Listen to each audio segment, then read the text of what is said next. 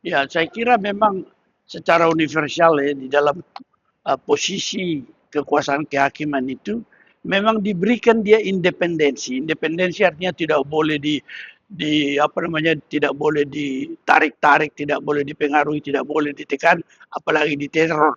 Tapi yang paling sulit adalah disuapkan. Ini yang kita lihat sebenarnya masalah yang kita hadapi sekarang itu. Dan kalau mereka bisa melepaskan diri, terutama dari semua prinsip tadi yang kita hadapi tentunya dalam buku yang baru akan diluncurkan oleh Kosmak itu, masalah suap itu menyebabkan bahwa kehilangan independensi itu menjadi suatu potensi yang sangat besar yang menyebabkan mereka sebenarnya kehilangan prasyarat untuk bisa netral, imparsial, dan adil kan. Nah ini bahaya yang kita hadapi itu. Oleh karena itu dalam kondisi sekarang yang kita lihat ini, maka sebenarnya untuk melindungi atau untuk memberikan jaminan-jaminan seperti ini terhadap hakim supaya tetap mempertahankan independensi, memang pendapatannya ditingkatkan, dijamin kehidupannya secara layak.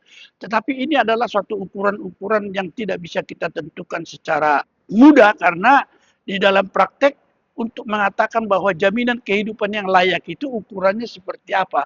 Ada orang yang serakah, misalnya sudah dijamin kehidupannya tetapi tidak merasa cukup karena dia melihat pihak-pihak yang lain misalnya para bintang film, bisnismen dan lain sebagainya. Oleh karena itu, pertama di dalam seleksi memang ini menjadi suatu pencarian kita bagaimana hakim yang betul-betul bisa melihat bahwa uh, penegakan keadilan itu adalah suatu karakteristik yang dibangun dalam dirinya dan dia juga bisa di samping oleh pemerintah diberikan kehidupan yang layak, tetapi secara awal maka dia juga jaminan terakhir daripada hakim untuk bisa adil itu adalah karakteristik hakim yang baik itu.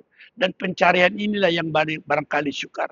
Kalau kita melihat apa yang menjadi catatan daripada Kosmak dalam buku sore ini, siang ini, maka saya khawatir dalam saat sekarang saya menjamin dengan melihat apa peningkatan pendapatan para hakim, terutama hakim agung, sebenarnya mereka sudah mendapat jaminan kehidupan yang layak.